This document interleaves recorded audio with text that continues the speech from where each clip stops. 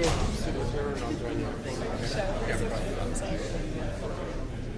afternoon, everybody. My name is Steve Schneck. I'm the director of the Institute for Policy Research and Catholic Studies here at the Catholic University of America. And I'm overjoyed to be hosting Dr. Phillip Blond and his discussion of Toryism. We will have 1, 2, 3 people speaking today. Let me introduce them all. First, you can notice him standing here.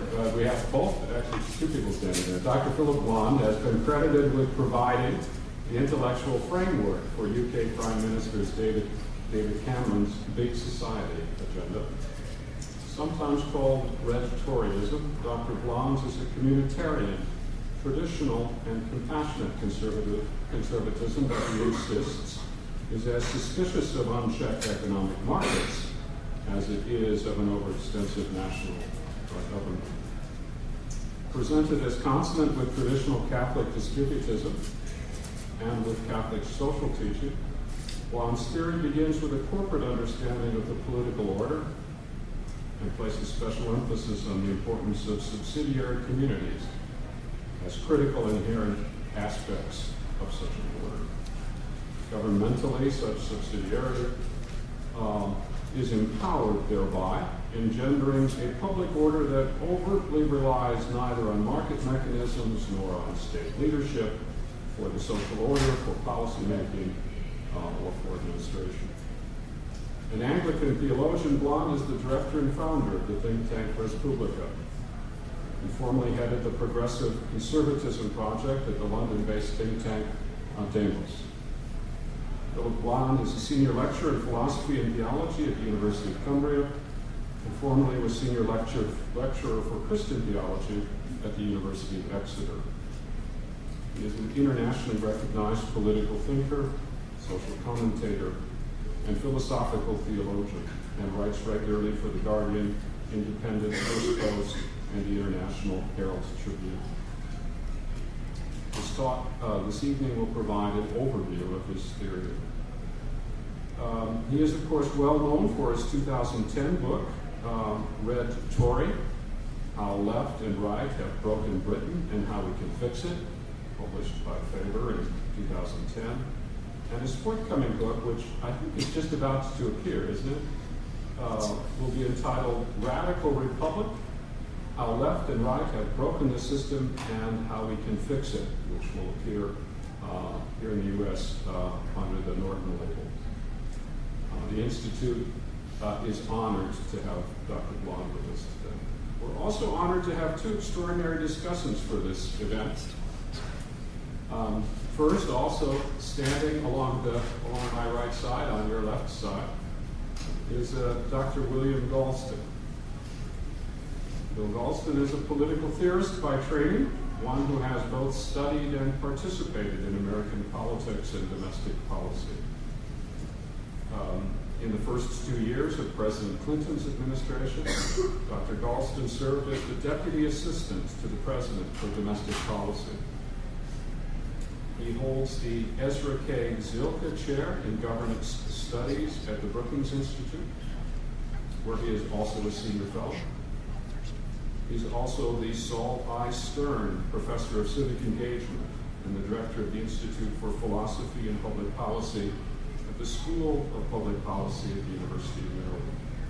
Formerly he taught, in fact, where I first came to know him was when he taught at the University of Texas at Austin. Other experience of Dr. Galston includes serving as an advisor to Albert Gore Jr. in his 1988 run for the Democratic presidential campaign.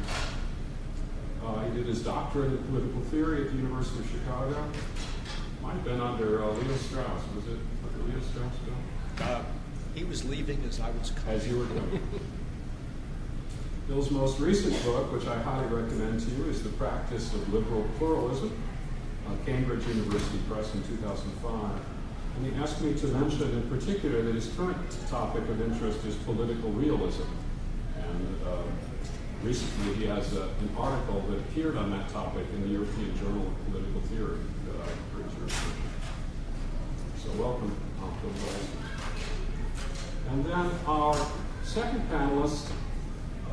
is en route, and we'll meet him shortly.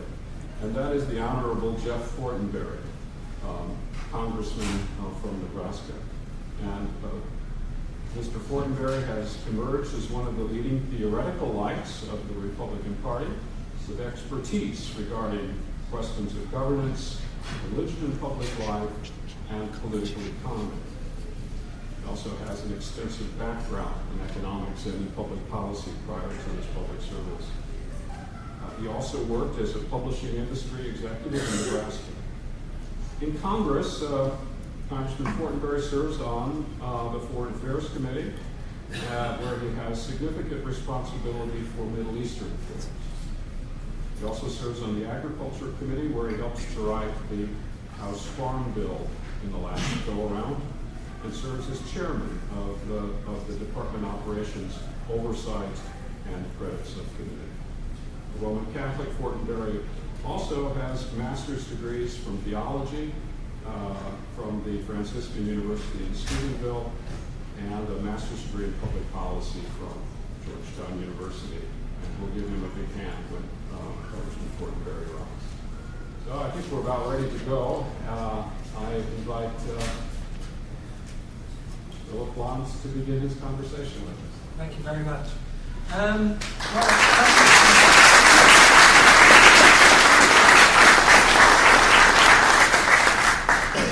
It's an enormous pleasure to be here, with such a distinguished panel, and also to speak at a Catholic institution, because one of the things that I think is becoming more and more evident is that actually Catholicism is now almost one of the few countercultures that's out there globally, trying and succeeding in many, many ways to create an alternative to the prevailing order that is collapsing all around us, that's causing so much damage and human suffering. And so thoughtful is the Catholic institution. They've actually moved to my next slide without me having to make any effort. And I think that what I thought is, where do I get the philosophy in? Because unless I give you the philosophy, it kind of won't make sense. I'll put it at the beginning before you lapse into boredom and irritation. And the basic thesis I want to argue is that actually we've been governed by more or less the same ideology since the Second World War. And that ideology is liberalism. And I want to suggest to you that we've had left-wing variants of liberalism and right-wing variants of liberalism. It's both in my country and in yours. Now, by this, I don't mean I'm anti-liberal. I'm not. I think liberalism has its place as a second or third order form of thinking that is very useful and important in order to preserve, augment, and extend both individual and collective liberty.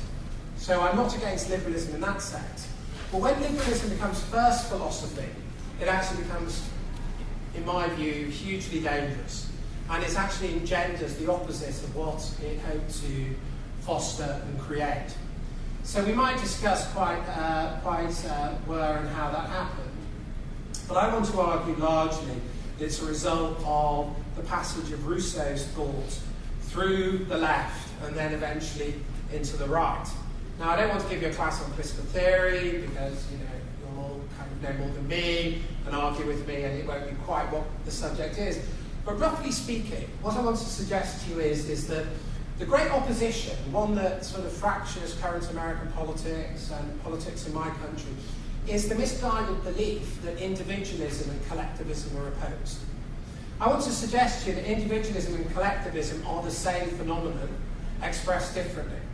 And if you have a polity founded on extreme individualism, you will produce collectivism. And if you have a polity founded on extreme collectivism, you'll produce individualism. One way to demonstrate this very easily is to travel through Eastern Europe. Communism was meant to make us love one another. And what's the legacy of communism? A society where people really don't give a damn about each other. Where the most extreme form of individualism, the most extreme... Hello, Congressman. Good. I've just begun, so unfortunately you won't have to That's it. So I want to argue that actually, just as in Russia, the outcome of extreme collectivism is individualism, so I want to argue that the outcome of extreme individualism is collectivism. Why? Because if we create a society in which the world is essentially dominated by powerful individuals, if we only think of society as a world of individuals competing with one another, the outcome isn't equity, it's not equality, it's the dominance of some individuals over everybody else. Very few people will win the zero-sum game, they'll win the lot. And I want to suggest to you that's what's happened economically and socially. And when some people in a society win everything, everyone else goes on to welfare. And I want to suggest to you that this twin track that we think of so opposed, where the left follows big government and statism and welfarism, and the right follows economic and social libertarianism, are exactly the same phenomena. And they're all predicated on the destruction of human relationships, the elimination of intermediate groups, and both require the massive centralisation and concentration of economic power. So just as in Rousseau began as an individualist who was appalled by society and said, they put chains on me, they entrap me, I want authenticity, and just as Rousseau ended up with the general will, where he wanted to universalise his subjectivity, and the only way he could do that was by saying everybody is the same as me, which is what the general will is. It's a little more complex than that, but I won't go into that.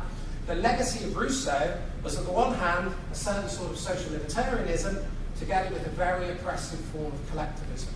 So that's the philosophy. You can relax now. That's the philosophy bit over. But that's the claim I want to make. What I want to suggest to you as a result of that is if we're actually genuinely transformative or radical conservatives, we need to be very, very suspicious about recent developments, by recent I mean the last 50, 60 years, in our economy and our society. And what we pursue, as you all know, is collectivism through the state and individualism through the market. And the consequences of one leads to the outcome of the other. And in a way, I think, if one goes back into political history, what went wrong is actually the loss of Catholic universalism. Because what's interesting about Catholic universalism, it's not quite the end of philosophy, now it's theology, so maybe I can pretend that. What's interesting about Catholic universalism is Catholics have never believed in absolutism. The absolute was always mediated through other structures. You never saw the absolute. In fact, what you actually saw were only signs that led you to other signs. And actually, if you read Summa Contra Gentiles, Book 3, which I heartily recommend to you, by Thomas Aquinas, he talks about the beatific vision. And even in the next life, you don't see God, you just see what God has made. So Catholicism is the antidote, in that sense, to all forms of religious fundamentalism.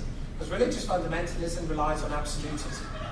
And it's the loss of that, the denial of a Catholic politics, that has lost us mediation, philosophical and metaphysical. And in the end, what I want to suggest is this lost us economic and social mediation as well. But that's more towards a conclusion. Okay, let's get started.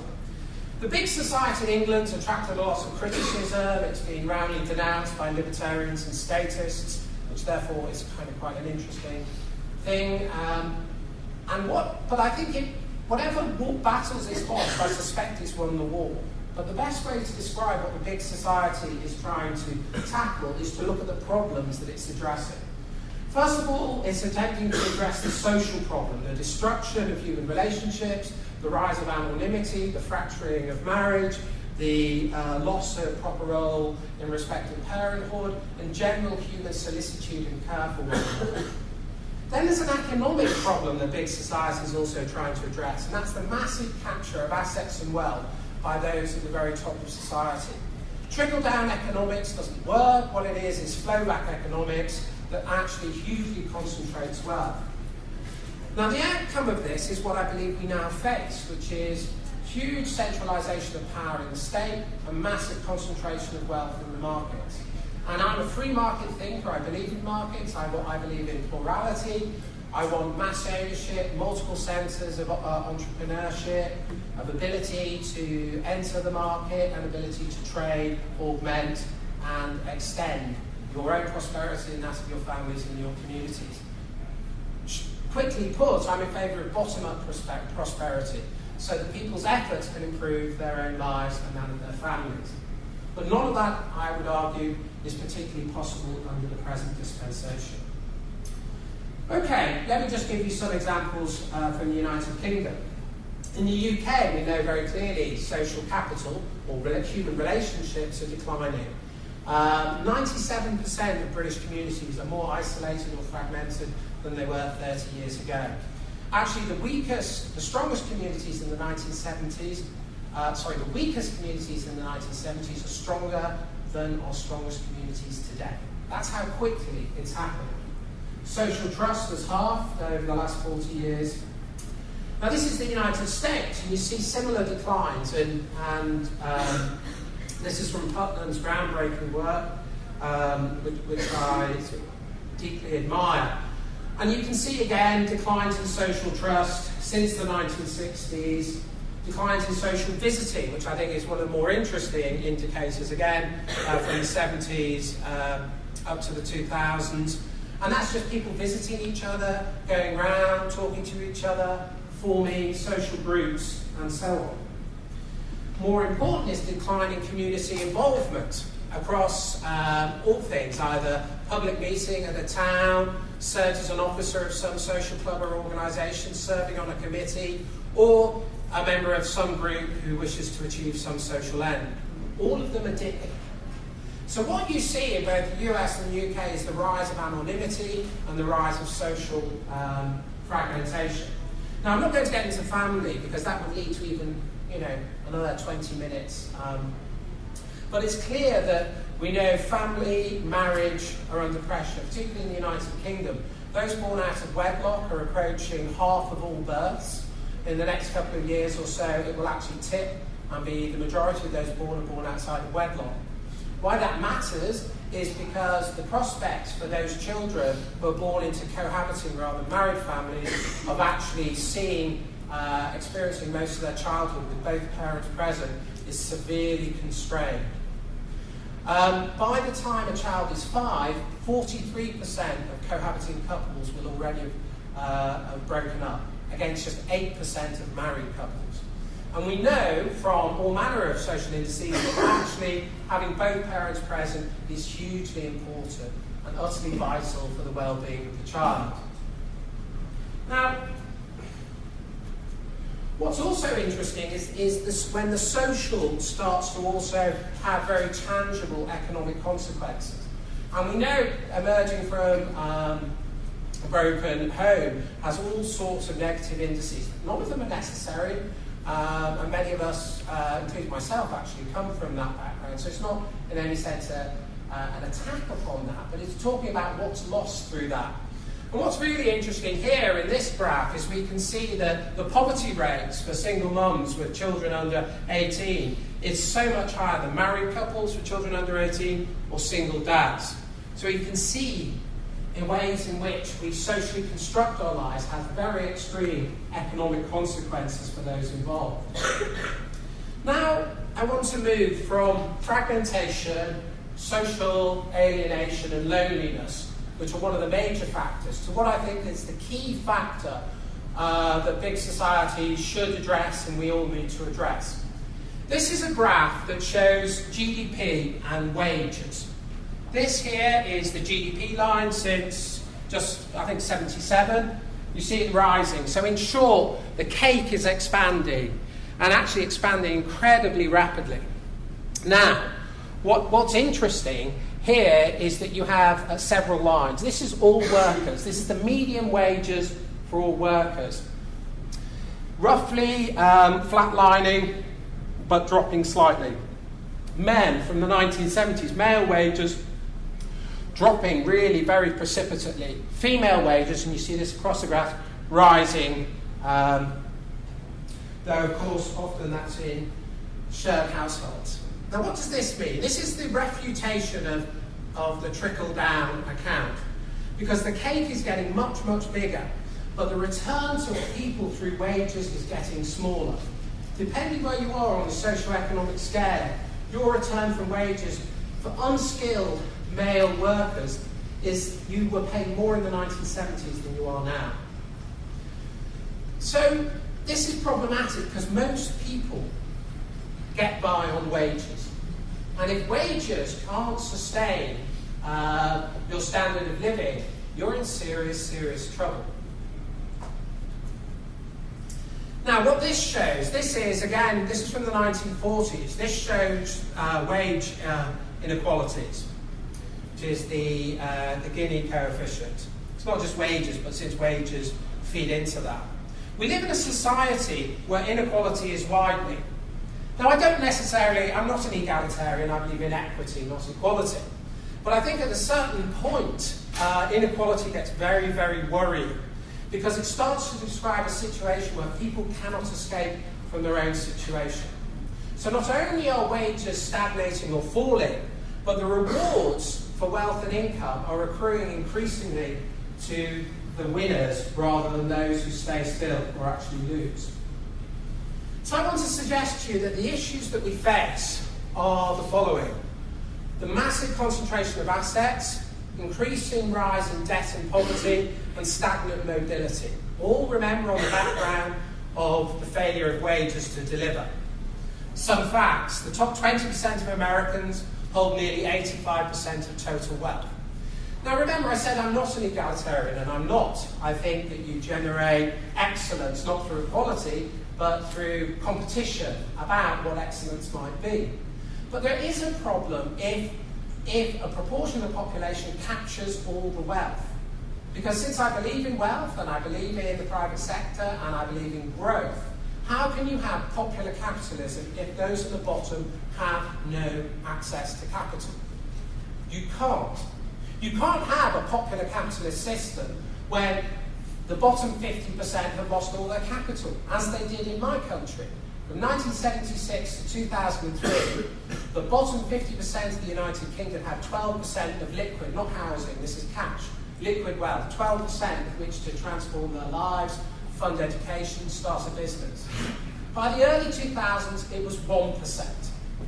The bottom half of the UK had essentially been decapitalised and was living off lower wages and increasing debt. The result of this is here for all to see. You hear it on the radio almost every day. 15.1% of Americans live in poverty. That's the highest figure since 1993, but more significantly, higher than at any point during the 1970s. And this, now come on to this graph, it's right at the bottom, so you can't see it. But 61% of young Americans in the bottom 25% of income will stay there, will be trapped. And I think that's the most worrying, and we'll get to that in a bit. Now, this is a very interesting study that's just released last year. This is what people think the real situation is, what it actually is, and what it should be. This is what people really think is the wealth distribution in the United States. This is the top 20%. This is the next 20%. The next, and this is the bottom 20, so this is 20, 40, 60%. They have less than 20% of the wealth. So this is what people estimate. This is the actual. This is what the real wealth distribution is. The top 20% have over 80, well, it's about 85% of the wealth. Then the next 20 have that. Now what that means is the bottom 60% of Americans have less than, what's that? Gosh, that's almost less than 10% of the wealth. So this is the actual situation. This is what people in the survey estimated. And this is what they thought the ideal would be. Right at the bottom, they thought that actually everybody should have a stake, but those who won more and delivered more should be rewarded more. So nobody really in America is an egalitarian. They all believe, in some sense, in equity. And I think that, in some sense, this indicates the coming politics. The difference between that and this, you find in both the Tea Party and in Occupy Wall Street, about which more later. Now, as I said to you, poverty levels are at the highest since 1963. Here you see, this is interesting. It'd be interesting to know what led to the drop in poverty, because I think if you're against something, you'll have to explain why it came about in the first place. And welfarism, which largely I oppose, And I think you could talk about, the good society debate, the attempt by Americans to use the state to tackle poverty. You can see this here. But ever since then, it's stopped. We've almost reached a peak state approach where the state can no longer really save the poor from their loss. And I think that's one of the interesting things. And what I want to suggest to you is actually we've misconfigured the role of the state. We've thought of the state essentially since Keynes in the 1920s and 30s. Now, Keynes actually accepted monopoly ownership of capital. He said we can never challenge that. We can never open up capital so that all can participate. What we have to do is tax the income from capital or the transactions and use the state to redistribute it. And largely we followed that model of state redistribution. But what's happened is, while we've in some sense created a safety net, the real source of wealth, which is ownership and assets, has accelerated away. So when you do a look at income multiples in the United Kingdom, the bottom 10% versus the top 10%, it's only about 4 to 8, depending how you define the household. But if you actually look at assets, the difference is 100 to 1. And it's assets, in my view, that are the real key to wealth, and the more we deny people ownership, mass ownership, and a way out, the more we condemn them to a permanent sense and reality of serfdom. Now, not only do you have falling wages, you have rising debt. Now, and this is an example of bubble economics, and this is just from 1999, quarter one. And you see, it's almost 10 years, and you see the massive rise in debt, and most of this is housing. Now, what's interesting is we did have a politics of ownership, but the politics of ownership we had only went into one part of the economy. It only went into residential housing. So if your wages are falling, you're desperate to get an asset, because that's the only thing that will give you a capital effect. But if you all invest in one asset, if you all invest in just one market, you'll create a bubble economics. And when that bubble bursts, you will go from an asset to a liability. And the failure of the current administration to enact some proper and effective form of anti-mortgage foreclosure or mortgage protection has actually meant that for many Americans, this is a permanent and corrosive effect on them. And I think we always need to remember this when we talk about the politics of ownership, that we don't want to recreate another form of bubble economics. Now, as you well know and have seen this graph many times, not only have people got far more indebted, but the state has got far more indebted. Now, what I think is interesting about this is this suggests to me the Keynesian model is broken. If the demand stimulation, which is what the left has always argued for, is the only response, then you could argue, and I probably would argue, that since the 1970s, actually most people have been following a form of Keynesian economics. We had state-governed stimulation, then we had the privatised Keynesianism, where individuals took over the burden of demand stimulation. So the idea, in some way, we've been living through a right-wing ascendancy, I think is highly doubtful. Actually, what we have is everybody's been taking on the burden of debt in order to stimulate demand and keep things growing, about which perhaps we can discuss afterwards. Now, I also mentioned mobility. Sorry, this is a very complex graph, and I do apologise, but I kind of quite like complex graphs. Now, this is intergenerational. So this is your starting quartile in the mid-80s, and your ending quartile in the mid-2000s. Now, what this shows is if you start in the bottom 25%, during that time period, 61% of you remained there. Just 27% went to the next one. And you can see, as you go down, what's happening. The higher the income that you have, the less chance of you falling into the bottom quartile. What I think we're seeing here with these sorts of rates of social mobility is actually class is becoming caste, both in my country and in yours. The OECD did a survey in 2010 of social mobility. And they defined social mobility as the relationship between parental income and children's income.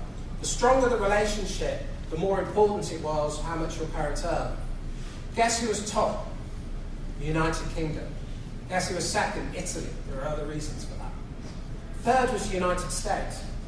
So for all the rhetoric of free markets, opportunity for all, what the US and the UK are some of the most closed societies in the OECD. It's the ones where it's more difficult to get ahead, where the cost of being born into the bottom is higher than in any other advanced and developed society. Actually, the United Kingdom came bottom in 2 other surveys. One was for children's well-being, and the other was for health. More of that later. Actually, I won't talk about that. Same thing has been happening in the United Kingdom. Wealthiest half of all our households own 91%. The figure I mentioned earlier, the bottom half of my society is just 1% of liquid capital. And since I think Britain matters, and I care for my country quite deeply, what do we do about that? Do we just say, well, forget them, they'll always be poor, we don't really care, let's condemn them to a life of low wages and less welfare? I think not. There's just the graph. This is without entitlement redistribution. If you drew this graph with entitlement redistribution, it would look very different. But the point is, as I said to you, income corrections through the state do minimise inequalities, but the real driver of inequalities is assets and wealth. And this shows predominantly assets and wealth, and shows the increase over the last 30 years or so. Now, the other issue I think that's important for those on the right to talk about is monopoly or oligopoly or control of markets. Now, what's interesting is that the more rhetoric you have about free markets, liberalisation, free trade, the less reality you have of it. As soon as Reagan was elected, we stopped enforcing antitrust law. And what actually happened is that fewer and fewer people have captured more and more of the markets and of market share. And it's got progressively more difficult for smaller enterprises, called SMEs, to start up and enter and trade. And what's really bizarre, and if you study competition law as I do, you see that markets have often gone from where 15 people competed in a market to just 3. And where those markets, those threefold markets, one player has often got a 70, 80, or in some cases even a 90% market share. And when you live in a capitalist society where you have monopoly that goes under the name of free trade, you're in a difficult situation because nobody can recognise it for what it is. So let me just give you some graphs that demonstrate that. One way to do that is saying who's captured the post-recession growth. Has it gone to wages? No. When America just looked like it was going out of recession before last year, before we started dipping again, corporations captured 88% of all post-growth recession, whereas wages and salaries just 1%. And another issue, again I'm in favour of low tax, but you can only have low tax if more people pay. But the tax burden has been falling more and more on wage labour and less upon corporates. In fact, many corporates pay no federal income tax at all. GE didn't, and that's, I think, an income of, several billion. Same with Barclays Bank in the United Kingdom, pay just 1% on several billion to the UK Treasury. So we're in a situation where big transnationals can, in effect, escape local taxation rates, but ordinary people trying to make their way, start a business, have to pay, 20, 30, 40% taxation. No wonder they can't get ahead. Now, we know that we're in a difficult situation. This just gives you post-recession recovery times. It's taking longer and longer to recover. It used to take 6, 9, even 5 months back in 1980. The last one, in 2001, took 38 months, and we're not out of this yet. Now, part of what I want to argue is one of the reasons that we're not taking on jobs is precisely because we've handed over our business sector to dominant, multiple, and transnational players. It's small and medium-sized enterprises who take on jobs. It's small and medium-sized businesses that will power any eventual recovery. but they can't get ahead if they can't get market share, and they can't get market share, they can't give you a job. Now, let me just demonstrate this point. This is market share of the 4 largest firms in selected retail industries. This is food and beverages. In 1992, the 4 largest firms had 15% market share. 2007, 27%. In health and personal care, 24%. By 2007, it's almost, it's doubled. Same for bookstores. It's gone from 41%, the 4 largest firms in 1992, to over 70%. This is even more interesting. Computers and software stores, gone from 26%, the 4 largest players in market share, to over 70%.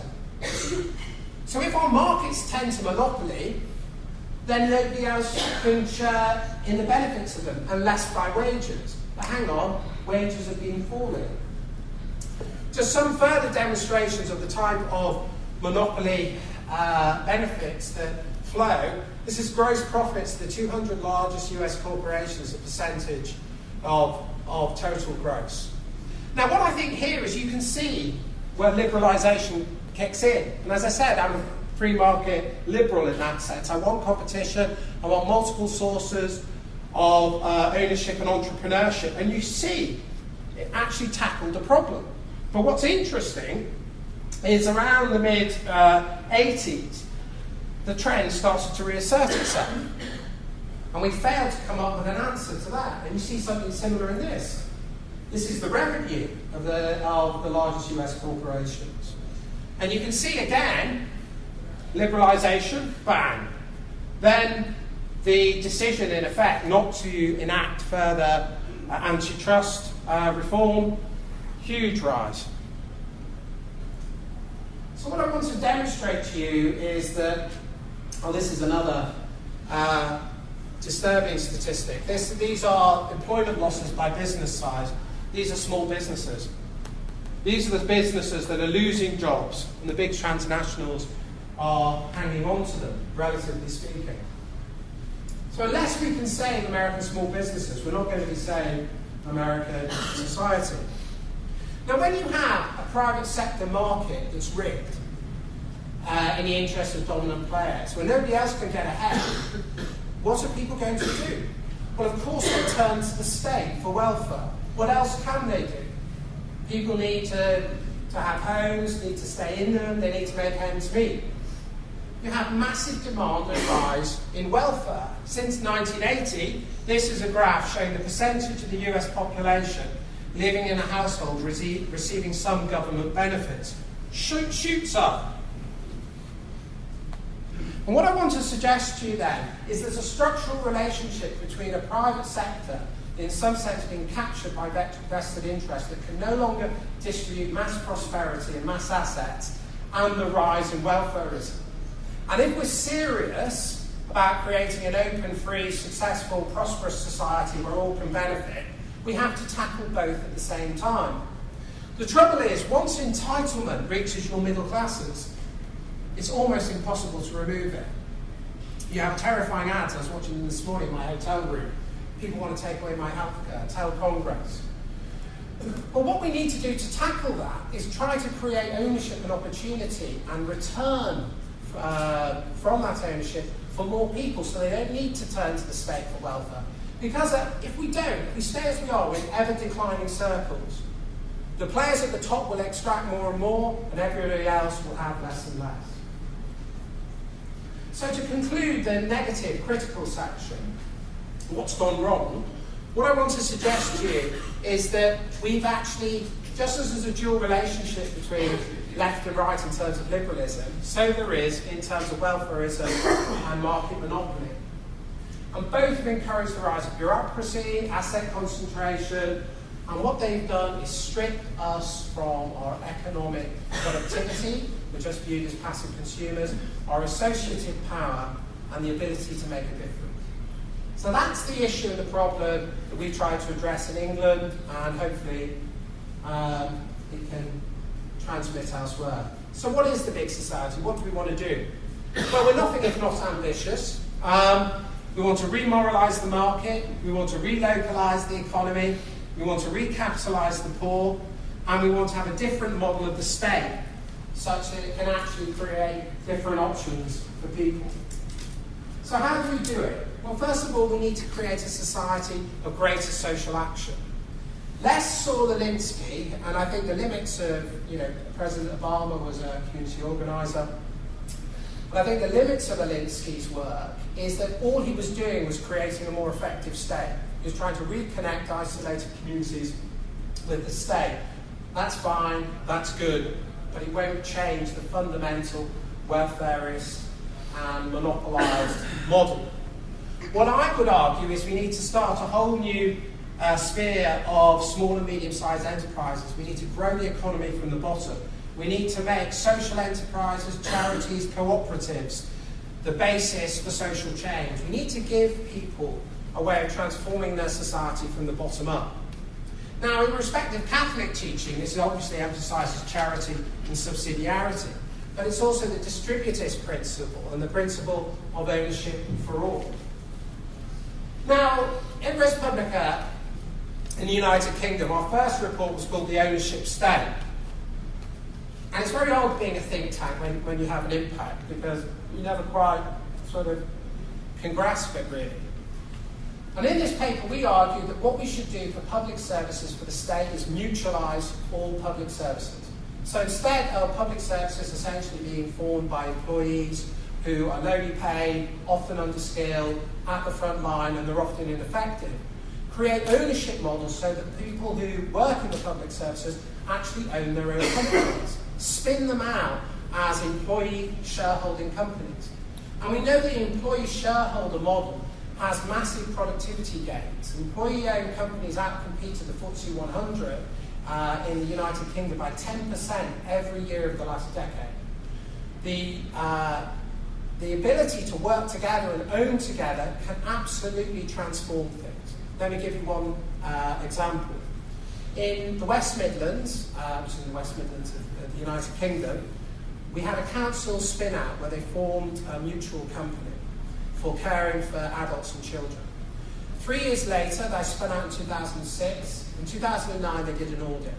The Home Council was still paying £658 per person per week for bed care. The spin-out was paying just £328 per person per week for bed care. Saying, oh God, they must have done terrible things to the staff. They must have slashed their pensions. They must have brutalised the patients. Quite the reverse. What happened is sick days per year fell from 22 in state services to 0.3. Expenditure on frontline services rose from 63 to 82%. Staff were happier and patients were happier. That's the sort of way we can revolutionise our state models and create ownership at every level. So what we can learn from this, and what was exciting is this then became Conservative government policy, then became the Labour opposition policy, and it's now the norm in the United Kingdom. And what this then means is, well, if you can mutualise in-house, why can't you mutualise and have community services coming from the bottom up, creating their own businesses and competing for them, so you can challenge monopoly provision? Because when you have contracting out of services, in Britain it just went to 3 companies, the same old monopolised dispensation.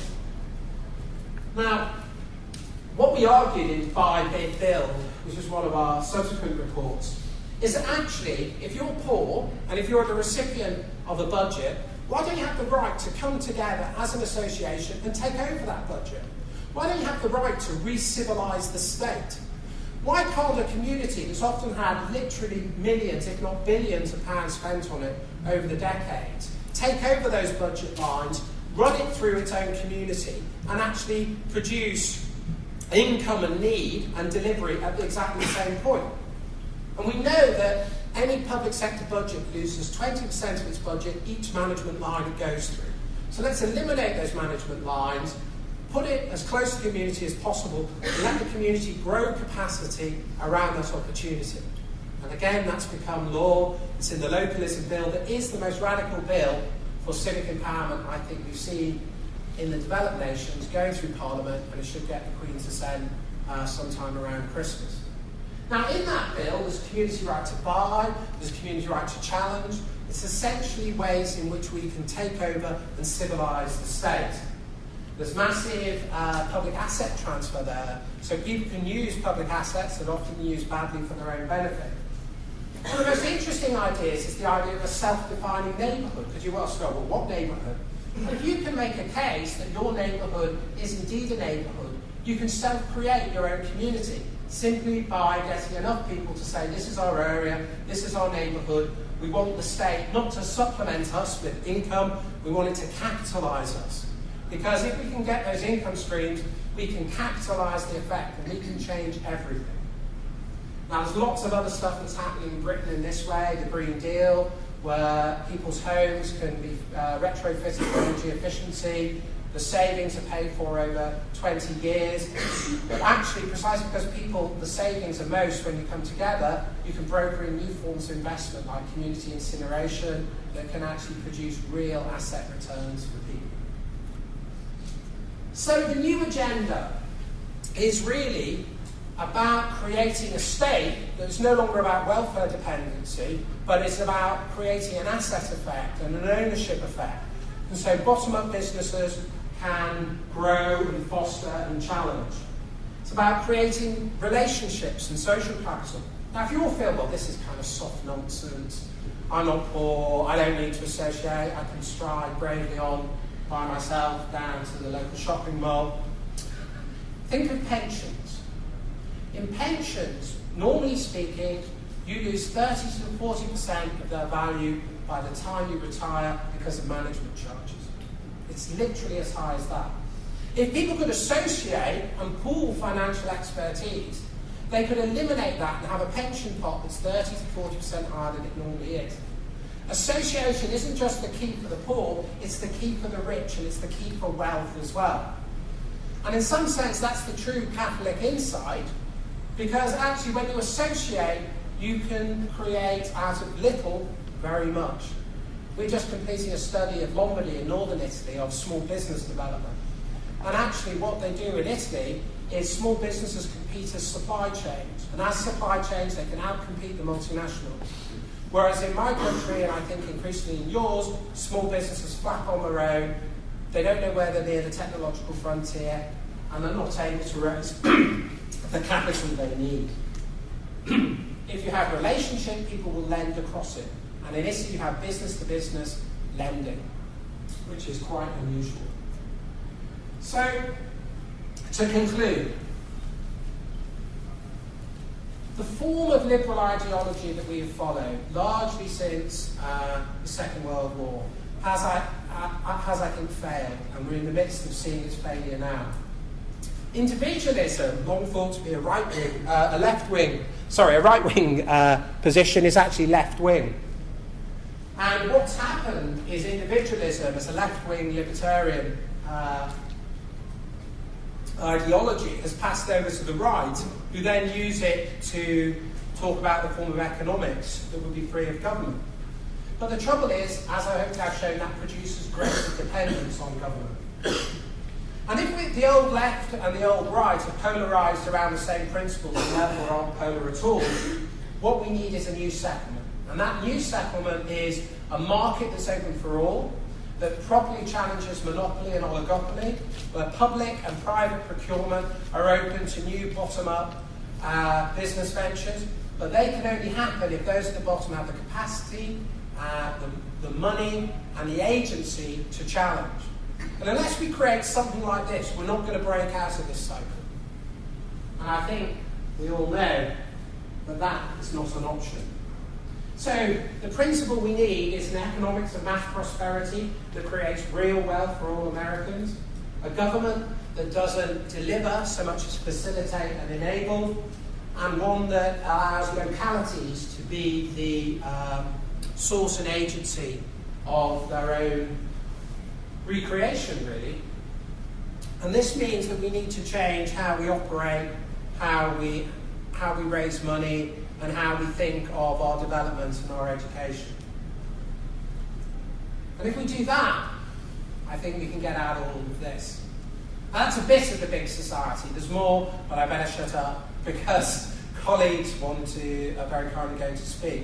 So what I want to suggest to you in summation is that the old orthodoxies are dead and dying.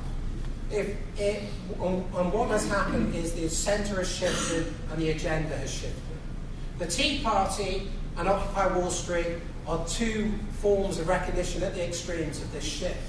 But the majority mainstream is now flowing down a middle that isn't. And actually, unless we change the terms of debate, we won't grasp the reality we're in. Thank you very much.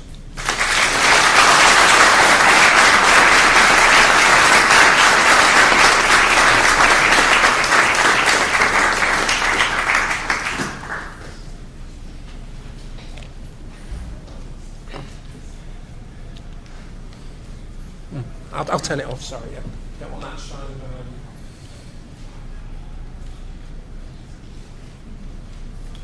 All right, at this time I'd like to invite Congressman Fortenberry and Dr. Dawson to come up and offer some responses. Ask Congressman Fortenberry maybe to start.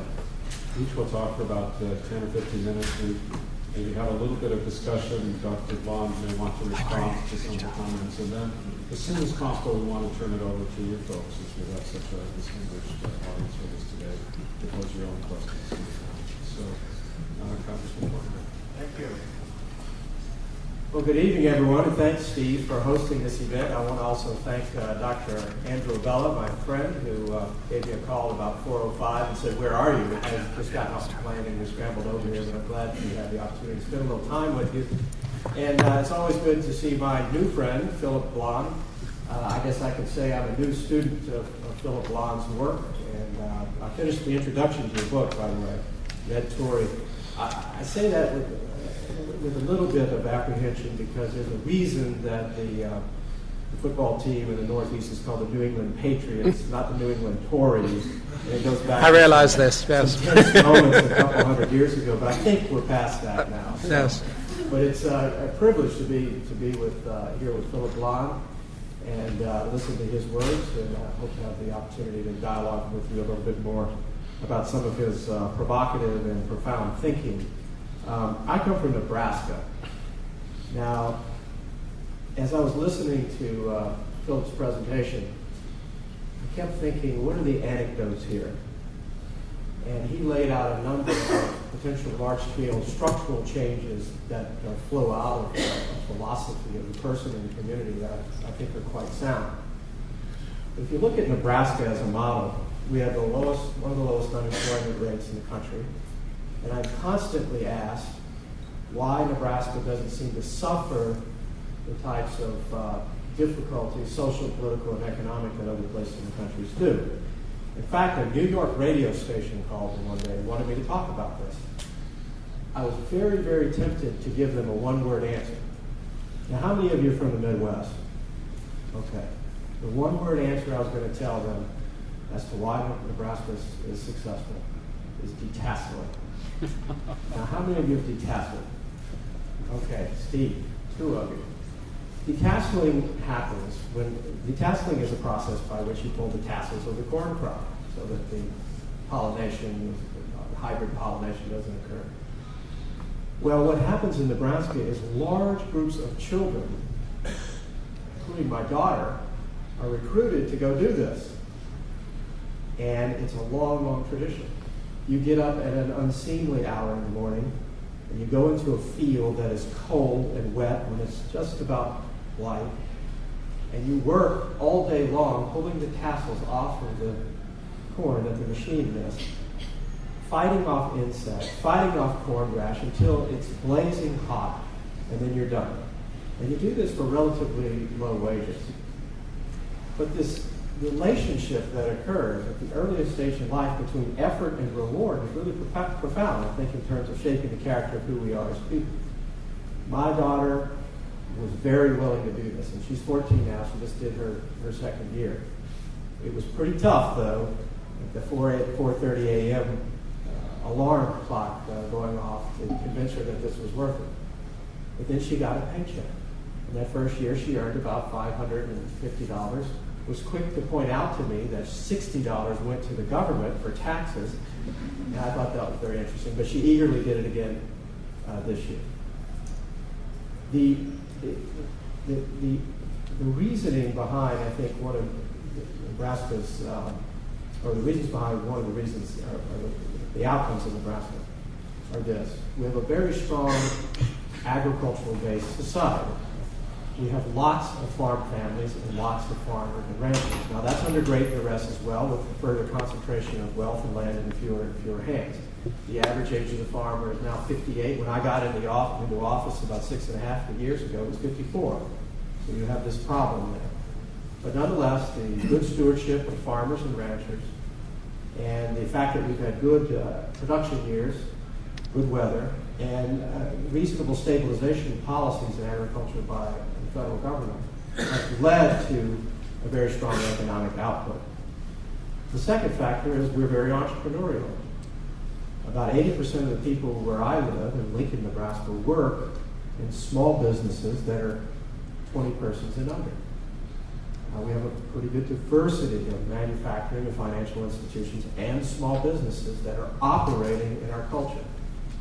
And the third factor is simply that, the character of the culture as it's formed by people who are proximate to the land.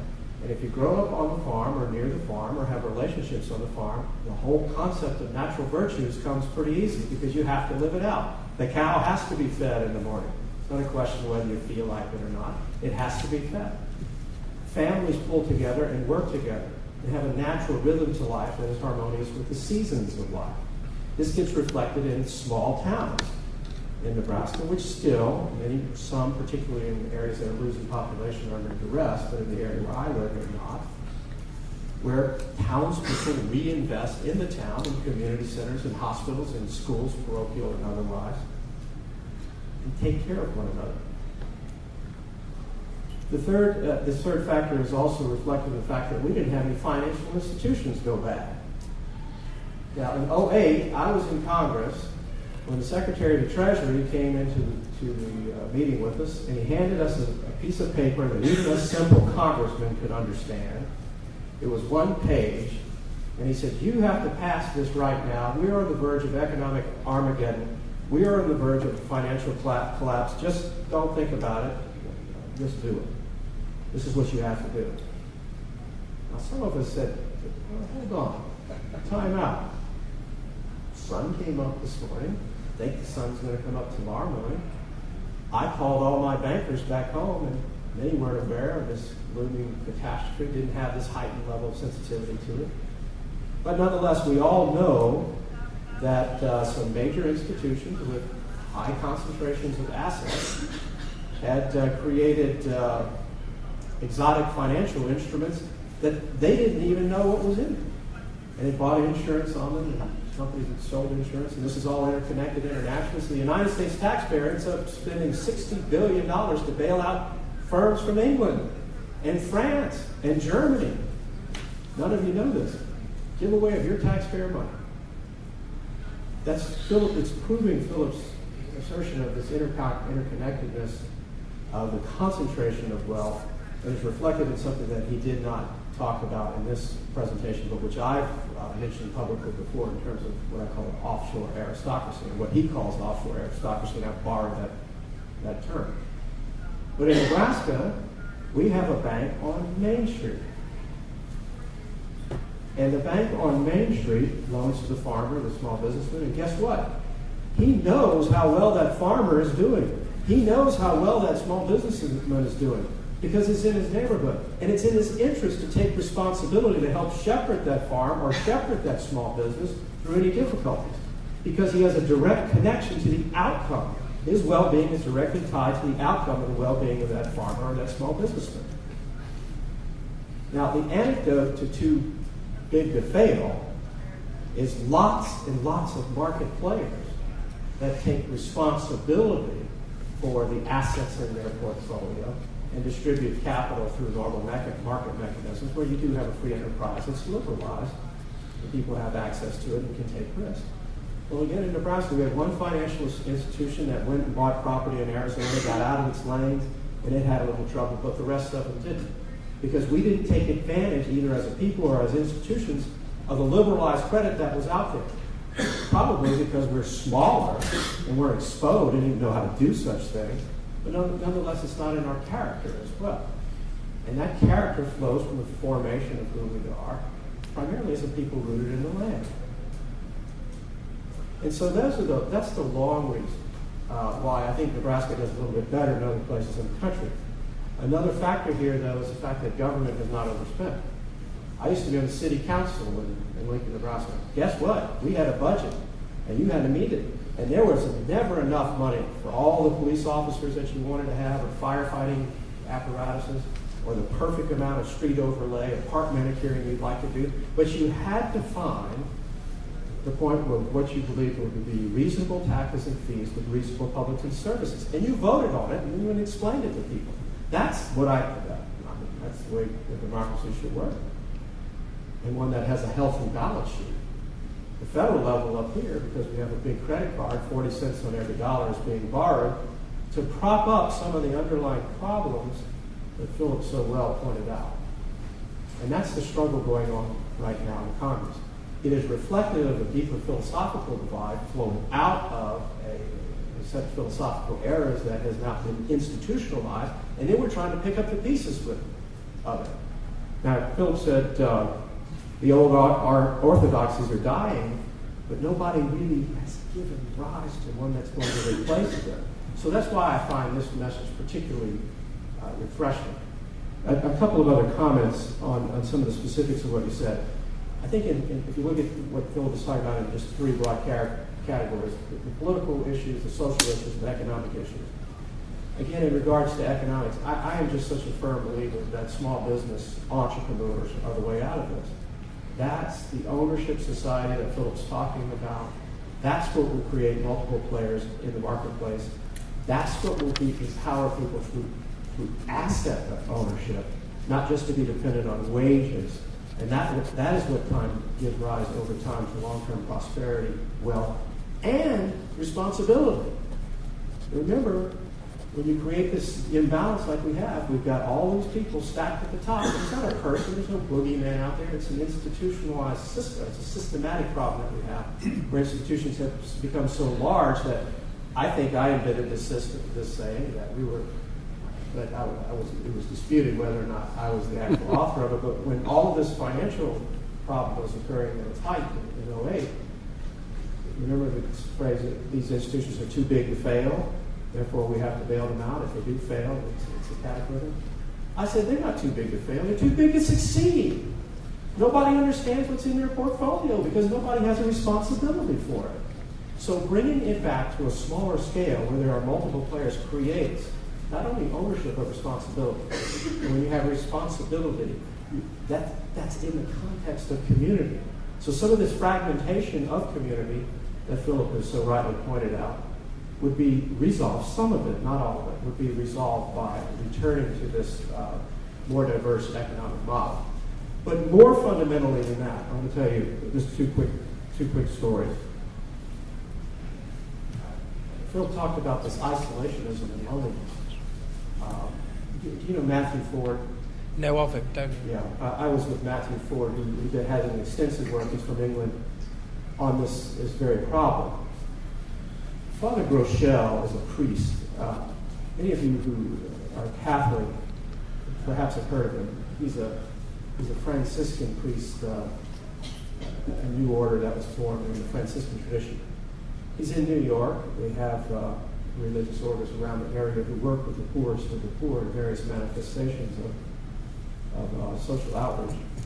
But I heard him talk about one time how he has gone into the confessional at St. Patrick's Cathedral to hear confessions, but there in New York City, right there in the midst of the teeming masses,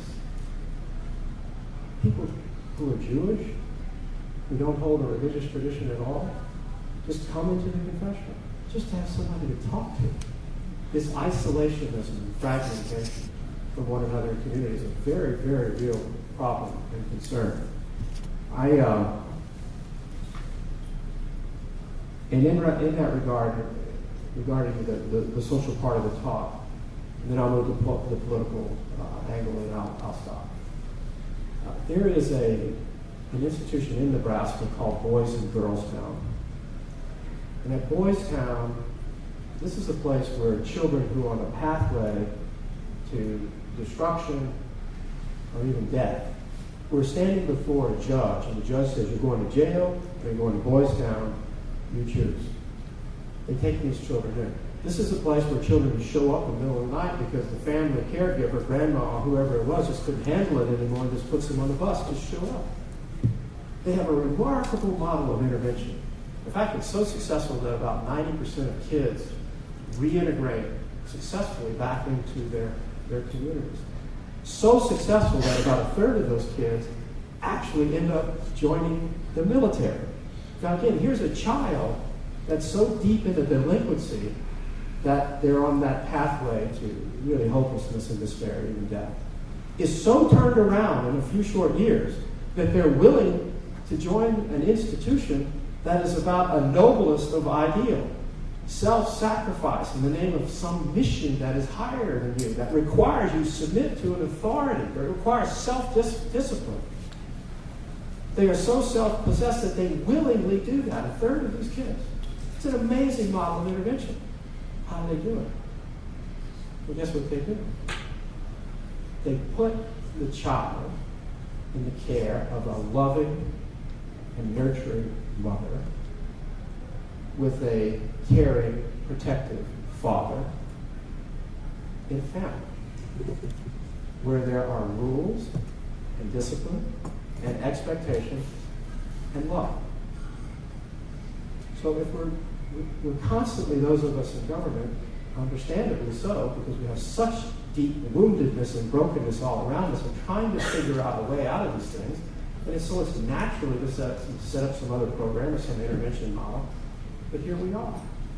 The most basic, intimate form of community, where most of life happens, where all of you, if you're married or not, you're yearning for affirmation and love. That's what your heart is desiring. Happens in the most beautiful setting in a family and the extensions thereof. And it's a little bit difficult as an elected figure to talk about that because you want to talk about tax rates and the latest bill on the floor. But to talk about these deeper ideals that are really universals, that are really express the highest longing in all of us, is really a core part of the solution. You don't pass a bill to do that. We have to make our mind up as a people that this is important. I mean, ask yourself, where do you want to live? In a place where people lie and steal and kill? Or in a place where people are trustworthy, good, and free? And what are the institutions that bring about that perspective? It's hard to pass laws to do that because you end up enforcing that, which is a very imperfect mechanism. You go wrong, we'll hurt you. We'll put you in jail. Just don't go wrong. So who has to fill that gap? We call it the mediating institutions of society and culture. Family, faith, civic organizations, and other entities out there that are upholding and living out the natural virtues that bring people to right choice. If those collapse, the government cannot spend enough, fast enough to fix it. You can't. That's why I like to say politics is downstream from the culture. Government service is a very noble aspiration. And government has a very, very important part in bringing about social order based upon the underpinnings of justice.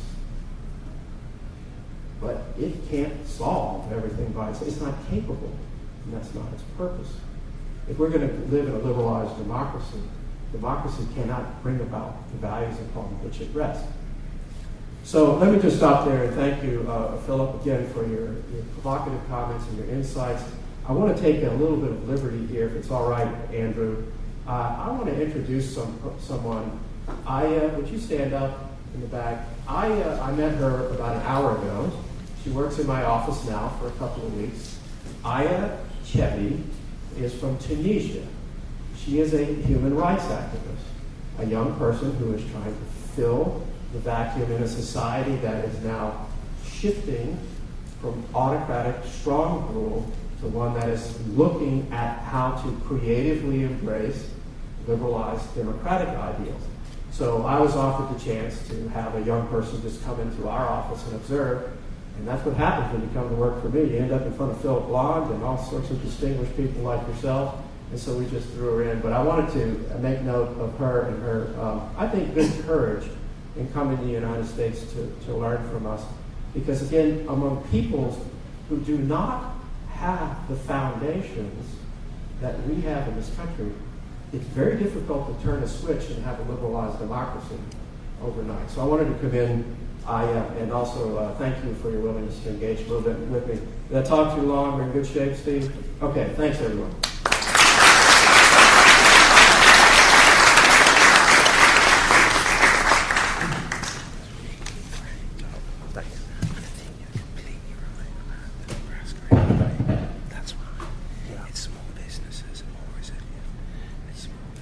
Now for something.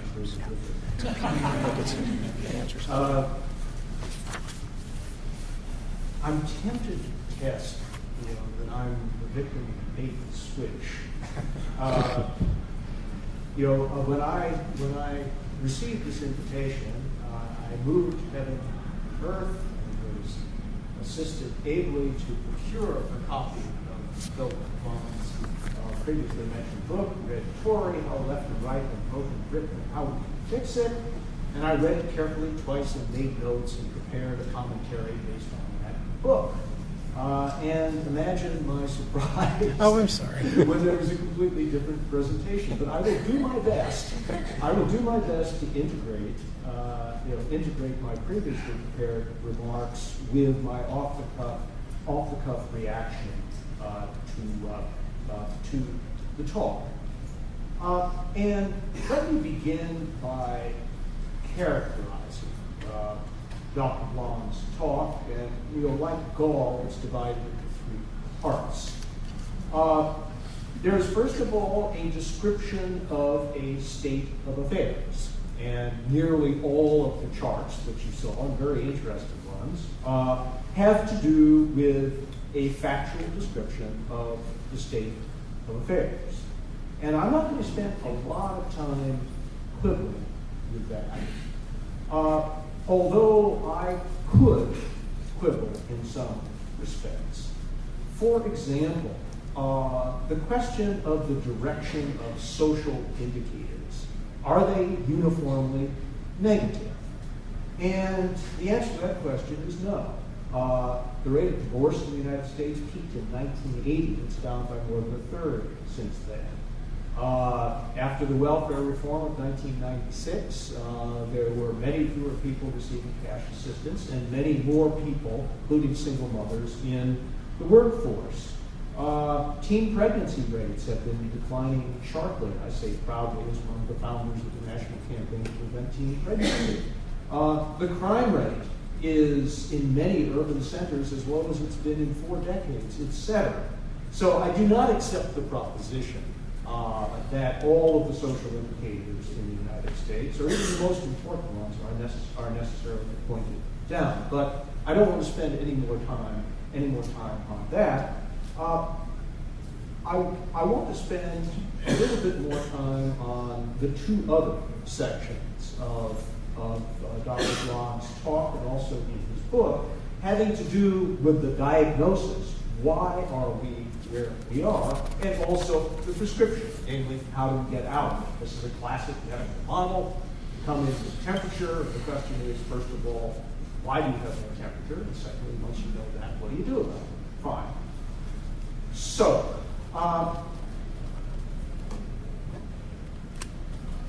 despite my quibbles about the facts, I must say I experienced a shock of recognition when I read Tory, because many, though not all, of the social trends that have been underway in the UK for the past 3 or 4 decades have been moving in the same direction, and frequently by the same amount, in the United States. And if I had more time, I'd go through all of these very interesting statistical congruences, but I don't. But suffice it to say that despite our many differences, it appears that our 2 countries are in the grip of the same forces.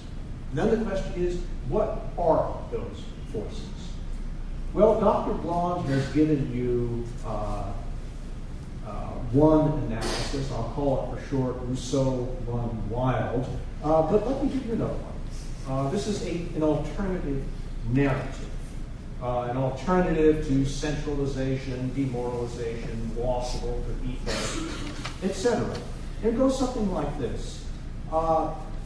In the past 40 years, most advanced industrial societies in the West have moved from largely closed economies to much more open economies. And that has had enormous consequences for those economies, not all of which have been favorable. In the 1960s and even the 1970s, the U.S. manufacturing sector was almost hermetically sealed off from the rest of the world. And that enabled corporatism to function reasonably well. And then the wall of separation between the United States and the rest of the world broke down, and in inexorable logic of productivity kicked in.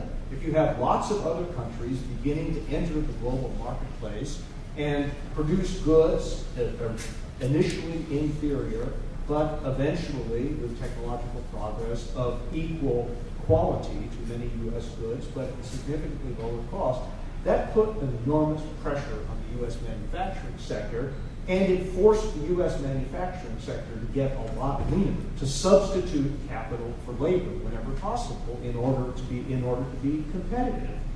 And there has been an enormous decline in manufacturing employment, not manufacturing output, manufacturing employment in the United States, and that has had huge consequences for the U.S. working class, and in particular, manufacturing that used to be located in urban centers. And those urban centers turned out to be the least competitive in national, let alone global marketplaces. They were the ones that were deindustrialized first. And a lot of the history of the 1970s, 1980s, and 1990s in U.S. cities would have been very different if the industrial sector that provided decent jobs, good wages, secure retirements for people without a lot of skills and education, if that sector remained intact, then a lot of the discussion that we've had about demoralization and loss of ethos, I think, would be very different because the history of class in the United States would be very different. So I don't think you have to be an economic determinist to believe, as I do, that if urban industrial economies had not declined so radically between the 1960s and the 1980s, many of the social family trends that we've been discussing would have been ameliorated very, very substantially. Now, that's part one of the diagnosis. Here's part two. To the extent that there has been an increase of central government power in the United States, has that been essentially driven by ideology, by an incorrect understanding, by a failure to grasp the first and universal philosophy? I don't think so. Let me give you my story as to why we have more government at the national level in the United States than we used to. Well, there was first of all the Great Depression. The states, localities, and civil society were overwhelmed, and the federal government stepped in. Then there was the Cold War that made it impossible for the United States to demobilize after the Second World War the way it had after the First. So we had, in effect, a national security state, which President Eisenhower warned against, but was unable to do anything about. We then had the sorry fact that in states and localities throughout much of the United States, citizens were being denied basic rights on the basis of characteristics such as race. There was no possibility of a state-local solution for those ills, and therefore the federal government stepped in. Then there was a further problem. It became obvious that states and localities were highly unequal in the income and wealth available to them to draw upon for basic social services such as public education. And so the federal government stepped in to try to provide at least a level of adequacy for all of the public schools in the country. Once again, there was no local or state mechanism that could do that. And finally, as the society got wealthier, there was an increased consciousness of public goods, such as clean air and clean water, that required concerted national action. Try dealing with clean air problems on a state or local basis. You can't do it. It's a national problem. Indeed, it's more than a national problem, but it's at least a national problem. I could go on, but there is a reason why we have more government now than we did 100 years ago. Those reasons are still valid. And therefore the idea of radical decentralization, it seems to me, as the Brits would put it, is not on. There may be areas in which it's possible, but there are many, many areas in which it is not. Now, be that as it may, this centralization has evoked very similar theoretical and intellectual reactions on both sides of the Atlantic. Indeed, as I was reading Red Tory, I found remarkable resonances and similarities between that book and the work of left communitarians in the United States, such as Michael Sandel. Indeed, the phrases and categories are the same. There's a critique of liberalism, as featuring the unencumbered self with personhood isolated rather than relational. The liberal republic is formal and procedural, has no conception of the good or the virtue, etc., etc. Now, I've spent decades arguing this is a deeply unfair reading of the liberal tradition. I will not inflict those decades of controversy upon you, but I just want to put down a marker. I do not accept that description of liberal philosophy or liberal society. We can argue about that. And this diagnosis of liberalism, formalism, proceduralism, hyper-individualism, et cetera, is the heart of the problem, leads to a concrete prescription for Sandel, as for Dr. Blond, politics and economics on a smaller scale. And we, in fact, had a running debate on exactly that question through much of the first half of the 20th century in the United States. And it's a fascinating story that Sandel tells very well in his book, Democracy's Discontent.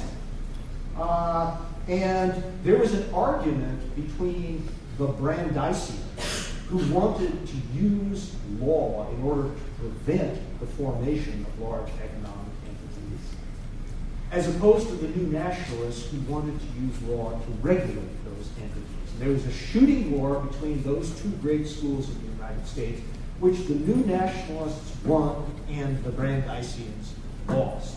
Now, let me give you an example, which I think is very close to Dr. Blond's heart, as to how this, in fact, functioned.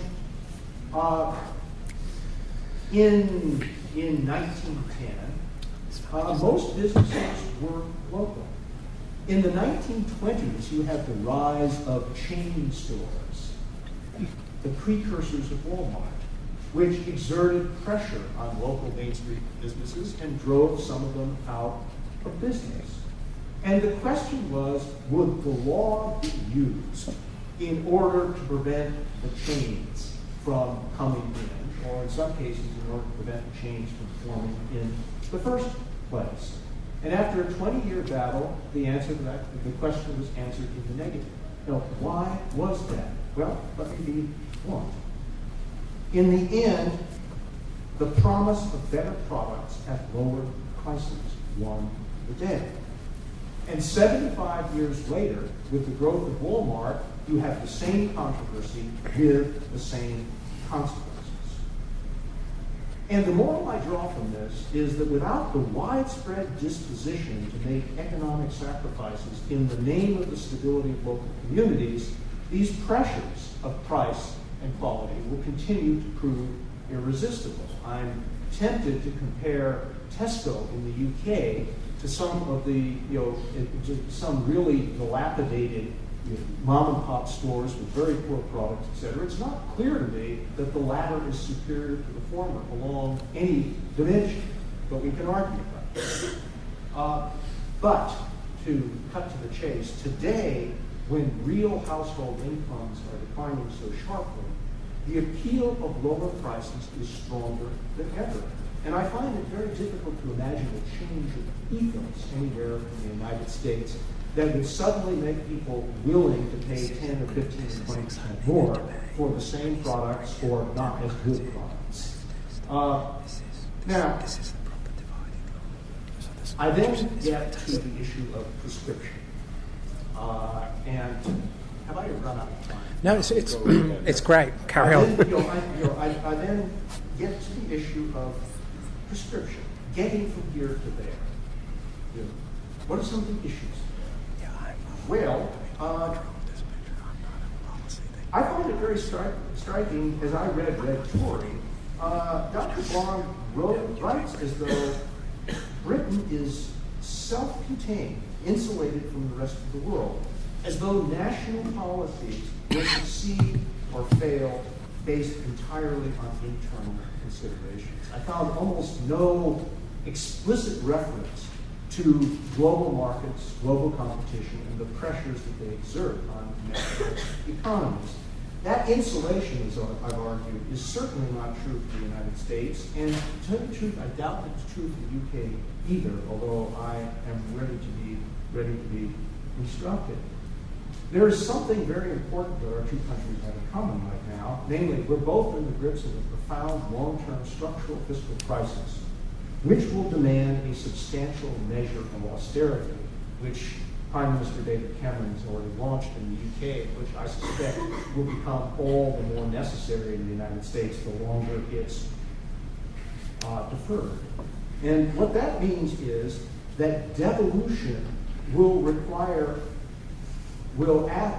in devolution, the federal government will ask states and localities to do more with less. And it remains to be seen whether that is possible. Let me give you an American example. There have been proposals to turn the Medicaid program into a block grant and then send it to the states. It sounds very empowering, doesn't it? The problem is that the amount of resources in the block grant, if I read Congressman Ryan's budget correctly, will be substantially smaller than what we're now spending. That may indeed be fiscally necessary. I don't want to litigate that point right now. But expecting those resources, what we have now, minus 20 or 30 or 40%, to do the job, particularly when so much of Medicaid goes to nursing homes, I don't quite see how it works. Unless the thesis is that one has to deconstruct nursing homes and put the elderly back in the care of women who are now in the workforce. I don't see how that works either. There's lots more I have to say. I have some real doubts about the new politics of virtue that Dr. Blond calls for, and I say that as someone who's written articles on liberal virtues, written a book on Aristotle. I love Catholic social thought. I have nothing against virtue. I am less confident in the new politics of virtue, and if I've teased you at all, if Dr. Blond was picking up on that, then we can debate that. But here's my conclusion. I find in Red Tory a kind of utopian boldness at odds with the conservative spirit as I understand it. There is nothing particularly Burkean about this book. You know, it's more like Fabianism with a minus sign. And I happen to believe, as someone who has been educated to the importance of unintended consequences by 2 generations of American conservatives, that piecemeal reform would be preferable to a pell-mell new policy regardless of the content of the policy. And I'm no more confident that radical devolution will produce the intended results than I am that radical anything will produce the intended results. So I believe in conservatism with a small c. I'm also a Madisonian realist. And what Madisonian realism teaches me is that, yes, you do what is possible to foster civic virtue through education, through institutional arrangements, through local attachments. But despite our best efforts, virtue will always be in short supply. And that's why, in Madison's view and in mine, The first task of politics is to prevent tyranny by resisting and restraining the libido dominandi in all of its works and ways. And that, ladies and gentlemen, is why we have the federal government of the United States and why the Constitution of the United States was created. And I'm not sorry that it was. And I'm not sorry that we have a federal government that has grown in response to the tasks forced upon it, not seized through some sort of quest for totalitarian power, but thrust upon it by circumstances, by economic changes, by social changes. And I am open to the proposition that we're going to need to make very significant policy shifts. I am less open to the proposition that some sort of strange conspiracy of hyper-collectivism and hyper-individualism is the right diagnosis for our social ills. Thank you very much.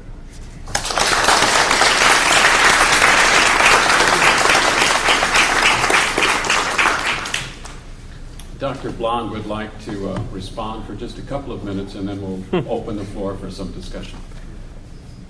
Well, I'd like to thank both Congressman Fortenberry and Bill for, I'll stand up, for their wonderful responses. I think, that works. I think that what Congressman Fortenberry talked about is crucial, that we actually lack local financial intermediaries to deliver capital and funding to small-scale businesses. We know that small businesses that generate the jobs, and we know that small businesses are usually more resilient. People want to keep people on. So I think that's absolutely true. I think Bill's response was a brilliant, effective, and ultimately hopeless defense of the status quo. And I think what's interesting about his response is it very clearly lays out where I think the debate is. Essentially, what that was is no offer.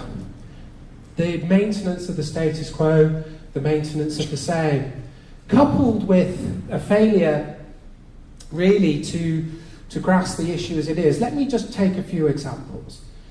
I think Bill is right in the idea that the state was answering problems that necessitated its involvement. But I think he's demonstrably wrong in all sorts of ways. Let me take two. If you want to deliver universal services to a diverse population, the standard of response of the state has been centralised, standardised, roll it out everywhere the same. But the trouble is human beings vary, and they vary by location, by need, by geography, in almost every way that you can think of. And once you create a standardised service for a non-standard population, you don't meet the needs of people out there. And if you don't meet the needs of people, you generate vast cost in trying to force standardised people into those outcomes. And that's why in my country and this, we have already the postcode lottery. We have mass variation coupled with standardisation. And if you actually want to deliver effective, efficient public services, you actually need them to vary. And I think Bill's wrong on globalisation in many, many ways as well, because actually the only way to do globalisation is now do it through locality. From all the big businesses are realising that actually in order to build the type of value they want to build on anything from green economics to local supply chains to skill levels, you have to interact with your local community in order to create a viable economic model. The green agenda is a very good example of actually the failure of what Bill recommends. We have failed to deliver a universal response to the environment. We're now seeking to create a vast bureaucracy and taxation around something we can't see. So instead of the green agenda being something that's mass popular, what we've created is mass hostility to it. And we'll see in Australia soon, the Labour government with their cap and trade in one country will soon be out of office for precisely that reason.